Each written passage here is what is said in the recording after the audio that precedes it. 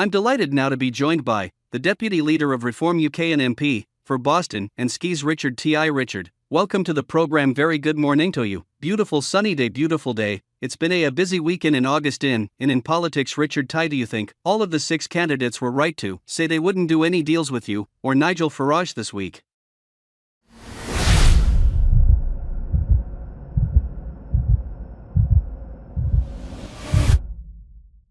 Oh look, I mean they're all frankly, desperate in their own sort of sweet way. I think frankly no one's really interested in what's going on in the Tory party. They got annihilated in the election. They seem completely invisible. We're the only people that are actually talking about immigration. Brigitte Patel seems to have completely given up on it. She's proud of her record of emboldening mass immigration between 2021 until now, and she won't even leave the ECR. These are things about which actually, the majority of the British people I think are settled, and so I just think they're out of touch. And the real issue, Chris, is what the Labour Party is doing with taxpayers' cash. We're now on a sort of an escalator ever upwards of union demands for ever bigger pay rises, and that's going to be a catastrophe for the UK's finances, and we're going to pay you rich.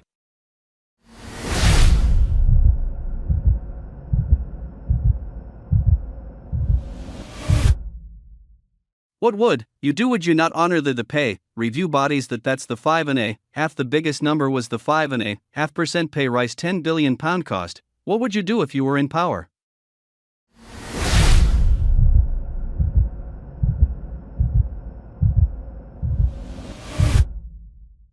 It's very simple what you do in the private sector. When you talk about pay rises above inflation, you say, well, there's got to be some productivity improvements, there's got to be some performance-related element to it, and it works in the priv sector. You get growth, and that's what we need. We need some productivity and we need some performance in the public sector. The truth is that as the wage bill goes as the number of people working in the public sector goes up, productivity is collapsing, and it is sending our taxes to 70-year highs, and yet what works out there? The truth is almost nothing does work, and you're seeing a sort of just a never-ending sort of leapfrog process between the unions and the public sector to get ever higher pay rises, and this is a serious early warning sign for everybody. It's a day, a week, a month, a quarter, a year of reckoning, frankly.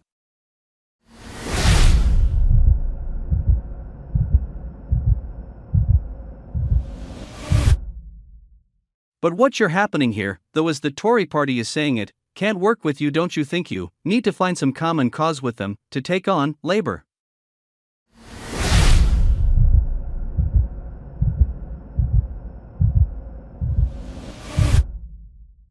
Well, the reality is that we did so well in the election because we set out common sense policies about making work pay by lifting the income tax threshold to $202,000, about freezing immigration so that again you make work pay, you ease pressure on housing, on health care, and these things. And the Tory party, they're not interested in any of that. They don't seem to want to control immigration at all, and so at the moment I'm sort of wondering, well, what do we have in common with them? And I think the answer is maybe less than people think. And you know what, competition's a good thing. It's supposed to be a fundamental part of the philosophy of conservatism, but it's something that the Tory leadership have completely abandoned. They don't own the right to be the alternative to Labour. They don't own the philosophy of conservatism. So if they don't perform, guess what? Someone's going to come up and eat their lunch. That's how competition works. It's a very good thing, and we're very focused at reform on the May elections next year, and growing the party, as you've heard from Nigel and our chairman Zia, taking it to the next stage. And yeah, we're very excited.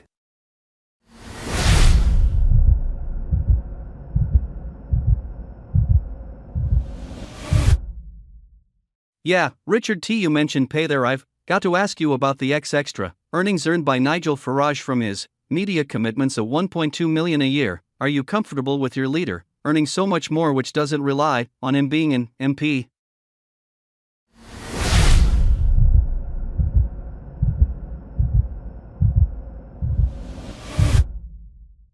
Well, what it shows actually is that he has very strong appeal to huge numbers of people and in a sense, that's one of the reasons why he secured so many votes. He's very well known, he's a very strong celebrity in his own right, and that has a value. And I come back to what I previously said, competition is a good thing. People performing, working very hard, earning things, we should aspire to that. We want more of that. Ironically, of course, it was the Labour Party 20 years ago that was comfortable with that, but now we've sort of ended up in this ridiculous state of affairs, where if you earn more than X, people sort of view it as, well, that's a bad thing. Maybe actually we need to create some growth, some hard work, some aspiration, some motivation, because that's the missing in this economy.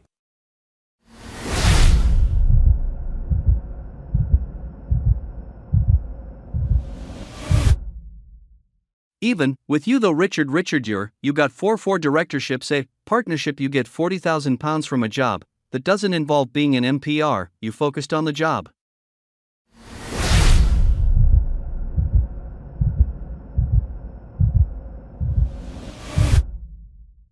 Hey, guess what? What that means is I'm in touch with the reality. I'm out there in the real world, helping, understanding, working hard, and you know what, if you want something, doing, give it to a busy person, get some growth, get some action. I tell you what, if you talk to the constituents of Boston and Skis, they've seen more of me in the last 4 weeks than I think they saw of their predecessor in 9 years. They've heard did you live there? Are you there a lot? I've lit, I'm there every week. I've just found the property to live there at the in the constituency, which is great. And so yeah, we're fully on and making some great contacts. And yesterday I was at a family event in the constituency in a wonderful town, Hall of Curtin. So yeah, we're busy, we're getting stuck in, and I think that's, but equally having a second or a third job, it'd actually help sometimes, understanding what's going on, whether it's in healthcare, real estate, media. You got to know what's going on out there.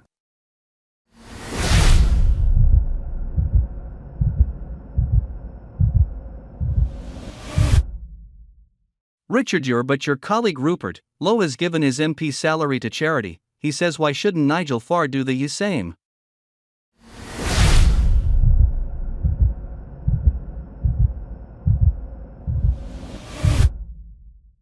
Well, those are individual matters. For individuals, that's again individual responsibility, is a philosophy of conservatism, believing in that, and that's a great thing, and that's fantastic for what Rupert's done there. And I know he's working very hard in his constituency too, but fundamentally, I tell you what I think, the constituents of the 5 constituencies where we've got MPs, I think they will see more action, more oomph, more challenge to the respective parts of the public sector to make sure stuff gets done, action happens, and we create some growth. And that's what we've got to do, because without growth in those constituencies and around this country, we are heading to a very, very bad place. And if we don't grow, we're heading towards bankruptcy.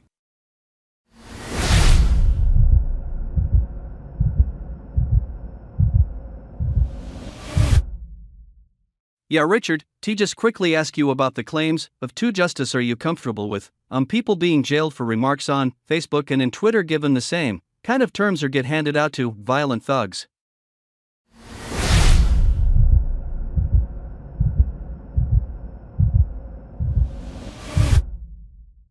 No, I think it's absolutely ridiculous. I've been one of the strongest critics of these policies. It seems that you can rape people and not go to jail, but if you put out a piece of information that you in all seriousness thought was genuine, it turns out to be incorrect. If you're from the right, then you get arrested. If you're from the left, from one of those sort of various organizations like Hope Not Hate, you put out deliberate misinformation like Nick Law did, then he didn't even apologize for it. Talk about threatening a acid being thrown over woman, absolutely appalling. We've got 2-tier politics, 2-tier policing, and 2-tier justice, and it's a very, very dangerous, slippery road to be going down.